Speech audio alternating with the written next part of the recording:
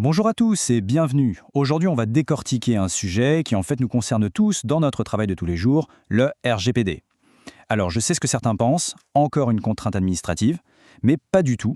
Voyez-le plutôt comme une sorte de guide pour gérer les données de façon plus intelligente et plus responsable. On va voir ensemble 3 principes clés, très simples, à toujours garder en tête. Alors, au programme, on commence par un petit rappel des bases, juste pour être sûr qu'on est tous sur la même longueur d'onde. Ensuite, on plonge dans nos 3 fameux principes, la transparence, la finalité et la minimisation. Et pour finir, on verra pourquoi tout ça est si important et quel est le petit réflexe tout simple à adopter pour ne plus jamais se tromper. C'est parti! Voilà, on attaque avec les bases. L'objectif ici, il est très simple. C'est de repartir avec les idées claires, avec les clés, pour pouvoir gérer les données personnelles en toute confiance, que ce soit dans nos petites ou grandes missions du quotidien. Et la toute première question à se poser, c'est celle-ci. Est-ce qu'au quotidien, on gère des données personnelles? Et la réponse, je parie, c'est un grand oui pour quasiment tout le monde. Qu'il s'agisse d'emails, de CV, d'une simple liste de contacts sur un tableur, on en manipule tous. Et c'est justement pour ça que ces principes sont absolument fondamentaux. Ok, premier pilier, et pas des moindres, la transparence. L'idée, c'est vraiment de jouer carte sur table. Il faut être clair, honnête, sur la façon dont on va utiliser les données qu'on nous confie.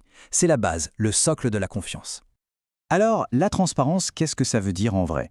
Eh bien, c'est tout simplement l'obligation d'expliquer aux gens, de manière simple et limpide, ce qu'on va faire de leurs informations. Fini le jargon juridique que personne ne comprend, fini les petites lignes écrites en tout petit en bas de page. En pratique, ça se traduit comment? D'abord, il faut fournir une information qui soit simple et facile à trouver. Il faut dire pourquoi on collecte les données, qui va pouvoir les voir et surtout, pendant combien de temps on va les garder. Et point super important, en cas de problème, une fuite de données par exemple, pas de politique de l'autruche. On a 72 heures et pas une de plus pour notifier l'autorité compétente. Prenons un exemple que tout le monde connaît. Quelqu'un s'inscrit à une formation en interne. On lui demande son email. Eh bien, cette personne doit savoir que cet email servira exclusivement à communiquer sur cette formation, pas pour autre chose. C'est ça la transparence, un engagement clair et précis. On enchaîne avec le deuxième grand principe, celui de la finalité. Si la transparence, c'était le comment, la finalité, c'est le pourquoi. Pourquoi est-ce que je collecte cette information? Et la réponse doit être hyper claire, et ce, dès le départ. Pour le dire simplement, on ne collecte jamais de données au cas où, pour plus tard, non. Chaque information que l'on demande doit servir un but bien précis, un but qu'on a annoncé clairement et qui, bien sûr, est légitime. Dans la pratique, ça demande un peu de rigueur. La finalité, l'objectif, on doit le définir avant même de créer le formulaire ou de demander la moindre info. Et une fois qu'on a la donnée pour un but X, on n'a pas le droit de s'en servir pour un but Y. C'est une règle d'or. On ne la recycle pas pour autre chose. Et voilà un cas d'école parfait. On reçoit des CV pour un poste. La finalité, c'est le recrutement pour ce poste. Point. Ça ne nous donne absolument pas le droit d'ajouter l'adresse email du candidat à une liste de diffusion commerciale. Ce serait un détournement de finalité. Et c'est précisément ce qui est interdit. On arrive à notre troisième et dernier pilier, qui est peut-être le plus facile à comprendre, la minimisation. La philosophie derrière, c'est « moins, c'est mieux ». On ne collecte que ce dont on a strictement besoin, pas plus. Le principe est donc limpide.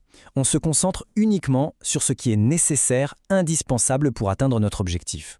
Pour chaque information demandée, on doit pouvoir se dire « est-ce que sans ça, je peux quand même faire ce que j'ai à faire ?» Si la réponse est oui, alors on ne la demande pas.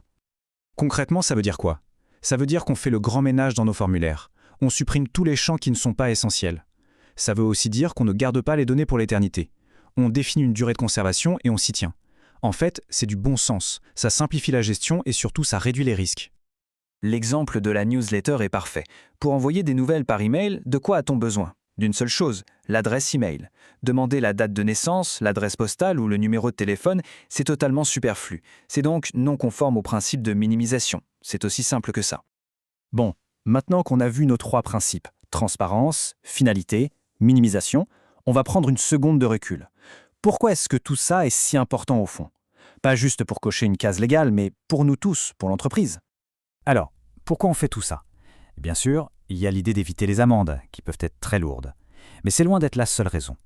Le plus important, c'est de construire et de protéger notre actif le plus précieux, la confiance. La confiance de nos clients, de nos partenaires. Une bonne gestion des données, ça protège notre réputation. Et en bonus, ça nous rend plus efficaces. Moins de données inutiles, c'est moins de choses à gérer, et donc, logiquement, beaucoup moins de risques. Pour terminer, s'il n'y avait qu'une seule chose à retenir, ce serait ça. Un petit réflexe, une sorte de checklist mentale en 3 questions à se poser systématiquement. 1. Est-ce que j'ai bien informé la personne? Ça, c'est la transparence. 2. Pourquoi est-ce que j'ai besoin de cette info? Ça, c'est la finalité. Et 3, est-ce que c'est vraiment indispensable? Et ça, c'est la minimisation. Avec ces 3 questions, on a l'essentiel du RGPD dans la poche. Et je vous laisse avec cette dernière pensée qui finalement résume à la perfection l'esprit de tout ça. Et si la donnée la plus en sécurité, la mieux protégée, était tout simplement celle que l'on n'a jamais collectée? C'est une idée assez puissante à garder en tête. Merci beaucoup pour votre attention